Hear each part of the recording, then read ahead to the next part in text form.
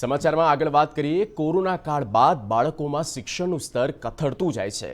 આ અમે નહીં પરંતુ એક સ્વૈચ્છિક સંસ્થાના સર્વેમાં ખુલાસો થયો છે। શિક્ષણ પર કામ કરતી અસર અને પ્રથમ ફાઉન્ડેશન નામની સંસ્થાએ ગ્રામ્ય વિસ્તારોમાં બાળકોના અભ્યાસ પર સર્વે કર્યો। આ સર્વેમાં કેટલાક ચોંકાવનારા ખુલાસા સામે આવ્યા। સૌપ્રથમ સર્વેમાં થયેલા ખુલાસા પર એક નજર કરીએ। કોરોના કાળ બાદ બાળકોમાં શિક્ષણનું સ્તર કથળ્યું।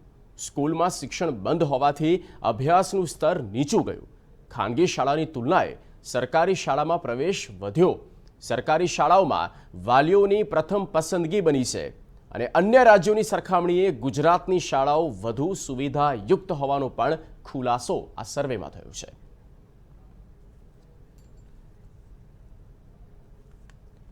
તો આજની આ ઝડપથી વધતી જતી ગતિ છે તેમાં કેટલીક ક્ષણો એવી આવે છે જેમાં બ્રેક વાગી જતી હોય છે અને કોરોના સમય પર એ મોટી બ્રેક વાગી હતી। હવે સમય આવ્યો છે કે ફરી એ જ રફતારથી આગળ વધવાનું છે।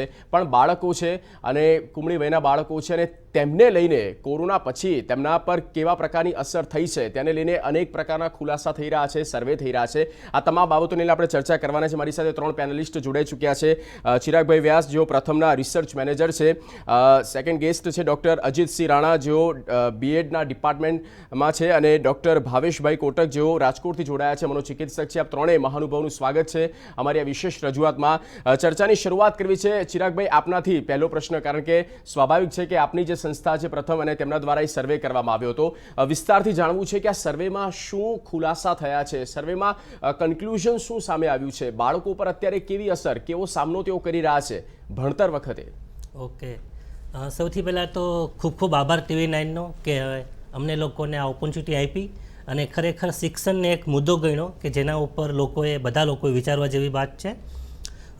જેમ ભાઈ વાત કરી કે 2005થી અમે લોકો આ અસરનો સર્વે કરીએ છીએ અને દર વર્ષે અમે લોકો સર્વે કરીએ છીએ। 10 વર્ષ લગી અમે લોકોએ કન્ટિન્યુ સર્વે કર્યો અને ત્યાર પછી અમે અલ્ટરનેટ યર કર્યું કે 1 વર્ષ સર્વે કર્યો અને પછી 1 વર્ષ અમે લોકોએ સર્વે ના કર્યો। તો 3 થી 16 વર્ષના બાળકોનો અમે લોકો સર્વે કરી છીએ। એમાં 5 થી 16 વર્ષના જે બાળકો હોય છે એનું અમે લોકો ટેસ્ટિંગ કરી છીએ કે એને ગુજરાતીમાં કેટલું આવડે છે, ગણિતમાં કેટલું આવડે છે અને ઇંગ્લિશમાં કેટલું આવડે છે। તો આ વખતે ઘણા ચોંકાવનારા રિઝલ્ટો મળ્યા છે અમને લોકોએ। જેમ આપે બી વાત કરી કે કોવિડ ટાઈમમાં બધા લોકોએ અલગ અલગ વસ્તુ ફીલ કરી છે અને ઘણી બધી વસ્તુ અલગ અલગ જોવા મળી છે। કારણ કે બધા લોકોને ખ્યાલ છે કે 2 થી 3 વર્ષથી સ્કૂલ બી બંધ રહી છે, બધાના રોજગાર, કામ બધું બંધ હતું। તો એ ટાઈમ પછી અમને જે અપેક્ષાઓ હતી કે બાળકોનું લર્નિંગ લેવલ 2018 પછી એટલું ડાઉન જશે, તો ડેફિનેટલી એ વસ્તુ રિઝલ્ટમાં, અસરના રિપોર્ટમાં બી જોવા મળી છે। 2-3 વસ્તુ તમે આગળ વાત બી કરી કે એનરોલમેન્ટ ડેફિનેટલી ગુજરાતનું બહુ સારું જોવા મળ્યું છે, બધાય સ્ટેટનું એનરોલમેન્ટ બહુ સારું જોવા મળ્યું છે, પણ ગુજરાતનું 98% સમથિંગ એટલે કે લગભગ 100% બાળકો સ્કૂલમાં તો છે જ, પણ બાળકોનું લર્નિંગ લેવલ કેવું છે એ એક ક્વેશ્ચન માર્ક છે। તો એની અંદર બી અમે લોકોએ જોયું કે ધોરણ 2 અને 3ના બાળકો છે 1 થી 5ના, એ લોકોમાં થોડુંક લર્નિંગ લેવલ એ લોકોનું ઓછું નીચું ડાઉન ગયું છે, પણ 5 થી 8 ધોરણના જે બાળકો છે એમાં થોડુંક વધારે ડાઉન જોવા અમને લોકોને મળ્યું છે। અને આ જે ટ્રેન્ડ છે, આ જે વસ્તુ છે એ ઓલ ઓવર ઇન્ડિયામાં બધી જગ્યાએ જોવા મળી છે। ઓકે, તો જાણીતા શિક્ષણવિદ પણ છે ડૉક્ટર અજીતસિંહ રાણા, તેમને પણ સવાલ કરવો છે। અજીતભાઈ, આ આખો સર્વે એક સંસ્થા દ્વારા કરવામાં આવ્યો છે અને તેમાં ચોંકાવનારા પરિણામ સામે આવ્યા છે અને ચોંકાવનારા એટલા માટે કારણ કે ચિંતા ઊભી કરનારા જ્યાં સવાલ હોય બાળકોના ભવિષ્યનો, એ તમામ વિદ્યાર્થીઓનો, આપનું શું માનવું છે? ઓનલાઈન જ્યારે ક્લાસીસ ચાલી રહ્યા હતા તે સમય પર શિક્ષકો ભણાવવાની પેટર્ન કેવી હતી અને અત્યારે જ્યારે બાળકો રૂબરૂ પહોંચી રહ્યા છે, ઓફલાઈન શિક્ષણ લઈ રહ્યા છે, અત્યારે તેઓનું શિક્ષણ કેવું ચાલી રહ્યું છે? કેટલો ડિફરન્સ અત્યારે આપને દેખાઈ રહ્યો છે?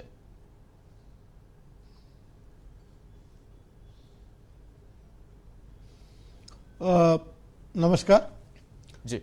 ગુજરાત રાજ્યમાં જે અસરનો જે સર્વે જે છે એ સર્વે અસરકારક હોઈ શકે, કારણ કે એક ખૂબ સારી સંસ્થા છે।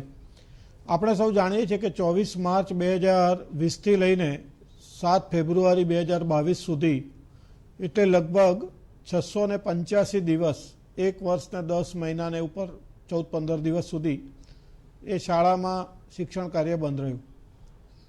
ગુજરાત કે ભારતમાં એકલાની વાત નથી, લગભગ વિશ્વના 190 કરતાં વધારે દેશોમાં પ્રાથમિક શાળાઓ બંધ રહી અથવા તો પૂર્વ પ્રાથમિકથી લઈને કોલેજ શિક્ષણ બંધ રહ્યું. આ જે ઘટના હતી એ બધાના માટે એક અચાનક બનેલી ઘટના હતી. એટલે આપણે પરંપરાગત શિક્ષણથી લઈ અને ઓનલાઈન શિક્ષણના મોડ ઉપર જે એ વખતે તાત્કાલિક આવ્યા, એકદમ બિન આયોજિતપણે અને આપણે અચાનક એ સિસ્ટમમાં આવવું પડ્યું. અસરનો જે સર્વે જે છે એ આમ તો આપણે એવું કહેવાય કે માની લીધેલી હાઇપોથેસિસ જેવું જ છે, કારણ કે જ્યારે વર્ગ શિક્ષણ બંધ હોય અને ઓનલાઈન શિક્ષણમાં જ્યારે આપણી પાસે સંસાધનો ઓછા હોય, ઇન્ટરનેટની સુવિધા, ઘરમાં મોબાઈલ ફોનની સગવડો, આ બધું હોય, શિક્ષકો ગમે તેટલા પ્રયત્નો કરે છતાં પણ જે વર્ગ સિવાયનું જે શિક્ષણ જે છે માતા પિતાએ આપવાનું, એના વાલી દ્વારા અપાતું શિક્ષણ, એટલે તમે જોજો કે અસરના જે સર્વેમાં પણ એવું કહે છે કે 1 થી 3 ધોરણ સુધીના બાળકો કે 5 ધોરણ સુધીના બાળકોનું શિક્ષણમાં બહુ ફરક ના પડ્યો, કારણ કે એટલું તો એમણે એમના માતા પિતા ઘરે રિકવર કરાવી શક્યા હશે. કદાચ એના કારણોમાં એવું હશે, પણ 6 થી 8ના બાળકો કે જ્યાં ખૂબ મોટી સંકલ્પનાઓ, જે કન્ટેન્ટ લોડેડ ટેક્સ્ટ બુક્સ જે છે આપણી, એકબીજા ઉપર આધારિત ટેક્સ્ટ બુક છે, 6ઠ્ઠાનું 7માનો આધાર 6ઠ્ઠું બને છે, 8માનો આધાર 7મું ધોરણ બને છે, એમ તો એના લીધે ખૂબ મહેનત માગી લે તેવું હતું. અને ઓનલાઈન જે શિક્ષણ છે એની ઘણી બધી મર્યાદાઓ પણ આપણને જોવા મળી. શિક્ષક ગમે તેટલી મહેનત કરે પણ ઘરમાં માતા પિતા એ 6ઠ્ઠાથી લઈને ઉપરના ધોરણનું શિક્ષણ કરવા માટે સક્ષમ ના હોય તે સ્વાભાવિક છે, કારણ કે એમનું પણ પોતાનું શિક્ષણનું સ્તર એ સંકલ્પનાઓને સમજવા માટે પૂરતું ના હોય, ખાસ કરીને ગણિત, વિજ્ઞાન અને અંગ્રેજી જેવા વિષયમાં. એટલે એના કારણો આ બધા છે. પણ વાત સાચી છે કે શિક્ષણનું સ્તર ભલે ઘટ્યું હોય પણ રિકવર કરવાના જે માધ્યમો જે છે, આપણી પાસે જે સમય છે એટલો જ છે કે શાળાઓ ચાલુ થયા પછીનો જે અભ્યાસ જે છે એ કરાવવા માટે શિક્ષકો ઉપર ન છોડી દેતા વાલી, માતા પિતા આ બધાએ પણ સહિયારા પુરુષાર્થ કરવા જોઈએ. અને એનું રેમેડિયલ કોચિંગ થાય, એના જે કંઈ ન આવડતું હોય તે એના ઘરે બેસીને એને કંઈ કે શાળાના સમયના સિવાયના સમયમાં શીખવવામાં આવે અને એના પછી જો એને મેઇન સ્ટ્રીમમાં લાવવામાં આવે તો મને લાગે છે કે આપણને એ રિકવરી મળી શકે એવું છે. બિલકુલ, આપે ઘણી બધી મહત્વપૂર્ણ બાબતો સર કહી અને તેમાં એક વાત એ પણ સ્પષ્ટ સામે આવી છે કે પાયો ક્યાંક નબળો પડ્યો છે અથવા તો બાળક જે છે તે ક્યાંક ભૂલી ચૂક્યો છે આ બધું ભણવાનું, ભણતર કઈ રીતનું હોય છે અને આખી વ્યવસ્થા પ્રણાલી કઈ છે, કારણ કે છેલ્લા 2, 2.5, 3 વર્ષનો એક મોટો ગેપ પડી ચૂક્યો છે, એક મોટી બ્રેક વાગી ચૂકી છે. ડૉક્ટર ભાવેશ, આપના તરફથી પણ સર જાણવું છે કે આ જે પરિણામો સામે આવ્યા છે, જે કન્ક્લુઝન સામે આવ્યું છે, ઘણી બધી અસર બાળકોના શિક્ષણ પર પડી છે. મેન્ટલ હેલ્થ કેટલી જવાબદાર તમે માનો છો, કેટલું કારણભૂત તમે માનો છો કે ભાઈ માનસિક થોડો બાળક અસ્થિર થયો છે આના કારણે એજ્યુકેશનના લેવલને લઈને? જી જી ડેફિનેટલી આપણે જે આ કોરોનાનો જે સમય ગયો એને હિસાબે ખાલી બાળક જ નહીં પણ આખું જે કુટુંબ છે, તો કુટુંબના જે માનસિક સ્વાસ્થ્ય છે એ ઘણું કથળ્યું છે. જે કોરોનાનો સમય હતો એ દરમિયાન આપણને બધાને ખ્યાલ જ છે કે દરેક વ્યક્તિનું જે માનસિક તણાવ જે હતો એ ખૂબ જ વધારે રહેતો હતો. એનું મુખ્ય કારણ આપણને ખ્યાલ જ છે કે એક આર્થિક પરિબળો જવાબદાર હતા અને જે સ્વાસ્થ્યને રિલેટેડ જે બધાનો તણાવ રહેતો હતો અને આખો દિવસ જે ઘરનું જે વાતાવરણ હતું તો એની જે અસર જે છે એ બાળક ઉપર નેગેટિવ અસર પડેલી હતી. અને જ્યારે બાળકે ઓનલાઈન જ્યારે સ્ટડીઝ શરૂ કર્યા તો આપણને બધાને ખ્યાલ જ છે કે જે ઓનલાઈન સ્ટડીઝ જે બાળક કરતું હતું તો એમાં ખરેખર બાળક કરતાં બાળકનું પેરેન્ટ જે છે એ સ્ટડી વધારે કરતું હતું. તો આ જે છે હવે જ્યારે બાળકે ઓફલાઈન સ્ટડી શરૂ કરવાનું આવ્યું તો હકીકતે ભાઈ એવા બાળકો જોયા છે કે ખરેખર બાળક ઓફલાઈન જવા તૈયાર જ નથી, કે બાળકને સ્કૂલે જવું જ નથી, કે બાળક બીજા બાળકોને ફેસ કરવા તૈયાર નથી, બાળક વર્ચ્યુઅલ સ્કૂલમાં જવા તૈયાર નથી અને બાળકને ઓનલાઈન જ સ્ટડી કરવું છે. તો આવા પણ બાળકો જોયા છે કે જે બાળકને સ્કૂલે જવાનું ડર છે, એ બીજા બાળકોને ફેસ કરવાનો ડર છે. તો આ જે સ્ટ્રેસ જે છે એ બાળકને ખરેખર ખૂબ જ ફેસ કરવા માટે તકલીફ પડી રહી છે. અને બાળકના જે વર્તણૂકના સમસ્યાઓ છે કે જે બાળકનો ગુસ્સો છે, બાળકની જીદ છે, બાળકની હાઇપર એક્ટિવિટી છે, તો આ જે પ્રોબ્લેમ્સ બધા જે છે ખૂબ જ વધી ગયા છે. અને અમે ડે ટુ ડે અમારી પ્રેક્ટિસમાં બાળકોના જે વર્તણૂકની સમસ્યાઓ છે એ અમે ખૂબ જ વધેલા જોવા મળી રહ્યા છે. અને પેરેન્ટ્સને આ બાળકોને કઈ રીતે ટેકલ કરવા એ એક બહુ મેજર ઇસ્યુ છે અને અમારી પાસે ગાઈડન્સ માટે આવતા હોય છે. બિલકુલ. તો આ એક મનોચિકિત્સક તરીકે તેમનું પણ એક માર્ગદર્શન છે અને તેમનું પણ એક પોતાનો અનુભવ કહી રહ્યો છે કે ઘણી બધી બાબતો જે છે તેના કારણે બાળક જે છે તે થોડું તેની જે લર્નિંગ સ્કિલ છે તેમાં ઘણો બધો ફેરફાર આવ્યો છે અને તે પરિણામ જે આવ્યા છે તે સારા નથી. આ જ બાબતો લઈને આપણે ચર્ચાને આગળ વધારીશું. હાલ રોકાઈએ એક બ્રેક માટે. તો ચર્ચા કરી રહ્યા છીએ અને એ બાળકોની કે જેઓનું ભણતર તેમની જે એજ્યુકેશન સ્કિલ છે તે ઘટી ચૂકી છે. આ જે રિપોર્ટ સામે આવ્યા છે, જે કન્ક્લુઝન આવ્યું છે તેમાં એ ચોંકાવનારા આંકડા સામે આવ્યા છે કે પહેલાં કરતાં કોરોના પછી જે અસર થઈ છે તે ખૂબ જ ચોંકાવનારી છે. ત્યારે ચર્ચા કરી રહ્યા છે જેટલી જવાબદારી એ શિક્ષકોની છે, આચાર્યની છે કે પછી સ્કૂલની છે, અને એટલી જવાબદારી તમામ માતા પિતાની પણ છે કે તેમના બાળકોમાં એ વિદ્યાર્થીમાં એક નવી સકારાત્મક ઉર્જાનો સંચાર કરવામાં આવે અને એ જે ઉર્જા છે સાથે સાથે હૂંફ એ તમામ માતા પિતાએ પણ આપવી જોઈએ પોતાના બાળકને. ચર્ચાને આપણે આગળ વધારી રહ્યા છે. ચિરાગભાઈ, આપણી સંસ્થાએ આજે સર્વે કર્યો છે. પહેલાં તો બે બાબતો સામે આવી છે. આપણે પાર્ટીશન પાડીએ કે 5મા ધોરણ સુધીનો બાળક એ વિદ્યાર્થી, તેનો જે સર્વેમાં રિપોર્ટ આવ્યો છે તેમાં થોડી ઓછી અસર થઈ છે, પણ 5મા ધોરણ પછીનો જે વિદ્યાર્થી છે તેના પરિણામ પર ખાસી અસર જોવા મળી રહી છે. સર્વેમાં શું આપે એમની સાથે કમ્યુનિકેશન કર્યું હતું? આ પરિણામ સુધી તમે પહોંચ્યા છો? યસ. તો પહેલું તો વસ્તુ એ છે કે કોઈ બી ધોરણના બાળક હોય, ધોરણ 1થી લઈને 8 સુધી, તો અમારા જે બાળકોને પૂછવાના ટૂલ્સ હતા, ગુજરાતીનું હોય, ગણિતનું હોય કે ઇંગ્લિશનું હોય, એ ધોરણ 2 અથવા 3થી એ લેવલના હતા. એટલે ધોરણ 8નું બાળક હોય તો બી અમે એને એ જ લેવલનું પૂછી, ધોરણ 2 અથવા 3 લેવલનું, અને ધોરણ 7નું બાળક હોય તો બી અમે એને એ જ લેવલનું પૂછી. રહી વાત, તમે જે વાત કરી કે ધોરણ 1થી 5 અને 6થી ઉપરના બાળકો 8 ધોરણ સુધીના, તો અમને લોકોને કદાચ આપણે એ બી વસ્તુ કહી શકીએ કે નિપુણ ભારત અંતર્ગત ન્યૂ એજ્યુકેશન પોલિસીમાં FLNનું આપણે જોઈએ છીએ, તો આ અત્યારે એની એક બેઝલાઇન છે કે સ્ટાર્ટઅપ છે કે ગવર્મેન્ટ એના ઉપર થોડુંક વધારે પુશઅપ કરી રહી છે. અને ગવર્મેન્ટનો મીન્સ એ લોકોનો ગોલ બી છે કે 2027 સુધીમાં જે બાળકો સ્કૂલમાં છે દરેક બાળકનું એજ્યુકેશન સારું થાય. તો કદાચ એ વસ્તુ બી અહીંયા જોવા મળી શકે. અમે ક્યારેય તારણો નથી કહેતા પાછળ કે કેવા કારણો હોય છે, પણ કદાચ એ વસ્તુ બી અહીંયા જોવા મળી શકે કે કદાચ આવનારા સમયમાં અત્યારે જેમ 1થી 5 ધોરણનું લેવલ અમને વધારે સારું જોવા મળ્યું છે, કદાચ આવનારા સમયમાં આનાથી બી વધારે સારું જોવા મળી શકે. અને ડેફિનેટલી 5થી લઈને 8 ધોરણના જે બાળકો છે એમાં ક્યાંક અમને અપેક્ષાઓ હતી કે બાળક ગણિતમાં કંઈક દાખલાઓ ભૂલી જશે, ગુજરાતીમાં વાંચનનું વસ્તુ ભૂલી જશે. એ વસ્તુ બાળકો ડેફિનેટલી ભૂલ્યા છે કોવિડ ટાઈમમાં, પણ એ વસ્તુ બી ખાસ જોવા મળી છે કે ગુજરાતીમાં બાળકો જેટલું વધારે ભૂલી ગયા છે એટલું ગણિતમાં પાછું ભૂલ્યા નથી. તો આ વસ્તુ અમને અલગ અલગ જોવા મળી છે. ઓકે, એટલે આંકડાકીય જે બાબતો છે તેની પર હજી પણ ફોકસ વિદ્યાર્થીઓનું દેખાયું છે. આ તમામ બાબતો સામે આવી છે. ડૉક્ટર અજીત સર, આપના તરફથી એ પણ જાણવું છે, કારણ કે હવે એ સમય આવ્યો છે અને કોરોના ઓલમોસ્ટ હવે તેની કોઈ અસર દેખાતી નથી. બાળક આપના સુધી પહોંચી રહ્યા છે, એટલે કે સ્કૂલ સુધી પહોંચે છે, ફરી તેમને મેઇન સ્ટ્રીમમાં લાવવા છે. તેમની સાથે જે વ્યવહાર કરવાની પેટર્ન છે, શું એમાં કોઈ બદલાવ લાવવાની જરૂર છે કે પછી શિક્ષકોની જે વર્કશીટ હોય છે, જે સ્ટડી મટીરિયલ્સ છે, તેમાં કોઈ ચેન્જીસ લાવવાની જરૂર છે? નવી એજ્યુકેશન પોલિસી હમણાં જ આવી છે.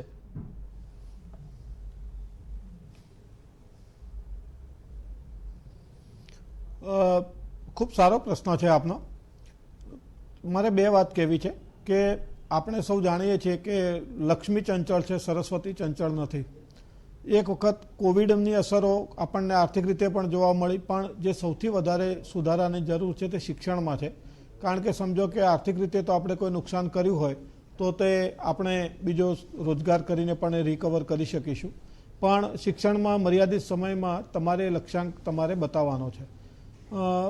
મારા મિત્ર જે કહેતા હતા કે એમના સર્વેમાં એમણે માત્ર જે તારણો આપ્યા છે પણ કારણો નથી આપ્યા. મારી વિનંતી છે કે કોઈ પણ સંશોધન હોય તો એના સંભવિત કારણો જો મળે તો પણ શું હોઈ શકે તો એનું નિદાન થાય.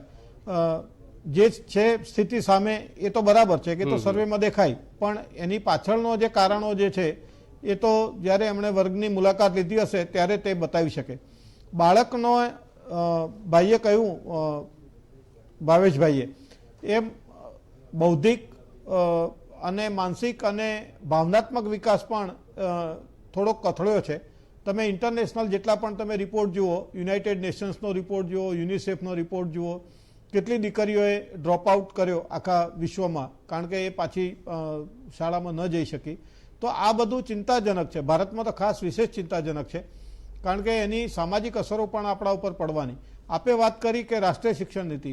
રાષ્ટ્રીય શિક્ષણ નીતિમાં એક બાજુ આપણે અમલ કરવાનો તૈયારી કરી 2020માં અને એના પહેલાં પૂર્વાર્ધમાં આપણો આ કોરોના કાળ હતો, એટલે થોડીક જે 5 વર્ષનો જે લક્ષ્યાંક હતો એ કદાચ 5ના બદલે 7 વર્ષ સુધી આપણે જઈ શકીએ.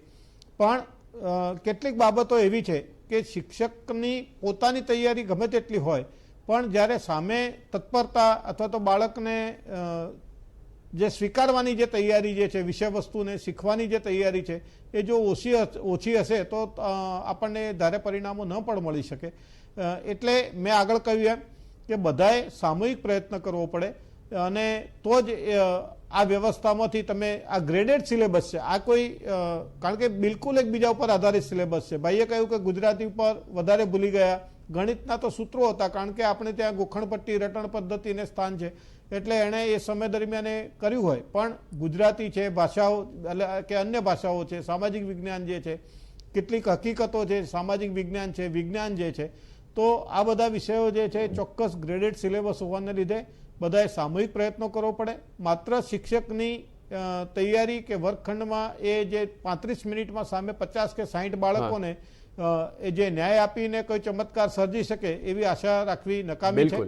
એટલે આપણે થોડીક બધાએ સામૂહિક પ્રયત્નો કરી અને આ બાળકોને ત્રણેય પ્રકારે શિક્ષણ, બૌદ્ધિક, માનસિક અને ભાવનાત્મક વિકાસમાં આપણે એને બહાર લાવવો પડશે. બિલકુલ બહાર લાવવો પડશે ને એ સહિયારો પ્રયત્ન રહેશે. ડૉક્ટર ભાવેશ, આપણા તરફથી પણ મારો અંતિમ સવાલ આપને છે એ જાણવું છે કારણ કે મેન્ટલ હેલ્થ તો આપણે બાળકોની સમજી શકીએ છીએ, વિદ્યાર્થીઓની સમજી રહ્યા છીએ, પણ સાથે સાથે આ જે આખી વ્યવસ્થા છે તેની માનસિકતા પણ સમજવી છે કારણ કે જે ઓનલાઈન શિક્ષણ અને ઓનલાઈન શિક્ષણનો આપણા ભારતમાં કે આપણા ગુજરાતમાં ખાસ એવો આપણી પાસે કોઈ અનુભવ છે નહીં અને આપણે અનુભવ પહેલી વખત કર્યો, તો શું આ અનુભવ ઓછો પડ્યો છે કે પછી ભણતરની કેળવણીમાં કોઈ અપડેટ આપણે ના લઈ શક્યા?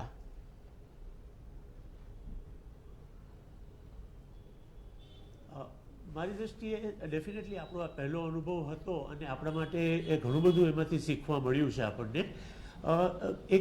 એક અગત્યનું પરિબળ એ હતું કે આપણો જે સ્ક્રીન ટાઈમ જે છે એ બધાનો ખૂબ જ વધી ગયો હતો આ દરમિયાન. કોરોના દરમિયાન આપણે બધા જ જે છે એ આખો દિવસ સ્ક્રીન ઉપર રહેતા હતા અને બાળકનું જે મન છે, મગજ છે, એ કાચું મગજ છે. એટલે એ બાળક પોતે પણ જે સતત સ્ક્રીન ઉપર રહેતું હતું એને હિસાબે એનું કોન્સન્ટ્રેશન શક્તિ જે છે એ ખૂબ જ ઓછી થઈ ગઈ છે. અને આજે સમય દરમિયાન સતત એ સ્ક્રીન ઉપર રહેવાને હિસાબે એને સ્ક્રીન એડિક્શન જેવું થઈ ગયું છે અને એને સ્ક્રીન ટાઈમ ઘટાડવો એ એક બહુ મોટી ચેલેન્જ આપણા માટે થઈ ગઈ છે. એટલે આ વસ્તુ જે છે એ એક બહુ ગંભીર છે અને આમાં આપણે બહુ એક ફેમિલી માટે ચેલેન્જિંગ રૂપ થઈ ગયું છે. અને અત્યારે પેરેન્ટ્સ પણ જે છે એ પોતાનો સ્ક્રીન ટાઈમ પણ ઘટાડતા નથી હોતા, તો એ બાળક જે છે એ પોતે એ જોયા રાખે છે અને એના ઉપરથી પોતે પણ સ્ક્રીન ઉપર રહે છે અને એને હિસાબે એનું જે સ્કોલેસ્ટિક પરફોર્મન્સ છે એ ઘણું ડિટોરિયોરેટ થતું હોય છે. બિલકુલ, એટલે ગેજેટ્સની જે સાથે જે અધર એક્ટિવિટીઝ છે તેમાં બાળક વધારે એ બાબતોને કેપ્ચર કરે છે, પણ ભણતરને લઈને જ્યારે લર્નિંગ સ્કિલ્સની વાત આવે ત્યારે તે ચોક્કસ ઘટી છે, પણ તેના કારણો સુધી પણ પહોંચવું જરૂરી રહેશે. ચિરાગભાઈ, આપનો આભાર અને અજીત સર અને ભાવેશભાઈ આપણા ચર્ચામાં જોડાયા તે બદલ આપ ત્રણેય મહાનુભાવોનો ખૂબ ખૂબ આભાર. તો આજે આખી બાબત સામે આવી છે અને તેમાં એજ્યુકેશનને લઈને જ્યારે વાત આવે ત્યારે સ્વાભાવિક છે કે એ આચાર્ય, સ્કૂલનો અને શિક્ષકનો એટલી જ જવાબદારી છે છે, પણ સાથે સાથે તમામ માતા પિતાની પણ જવાબદારી છે કે તેમનું સંતાનનું શિક્ષણ કેવું ચાલી રહ્યું છે, સાથે કોઈ મૂંઝવણ છે કે નહીં, તેમની સાથે બેસીને ચર્ચા કરવી જોઈએ. તો વિશેષમાં અત્યારે બસ આટલું જ. રજા આપશું. નમસ્કાર.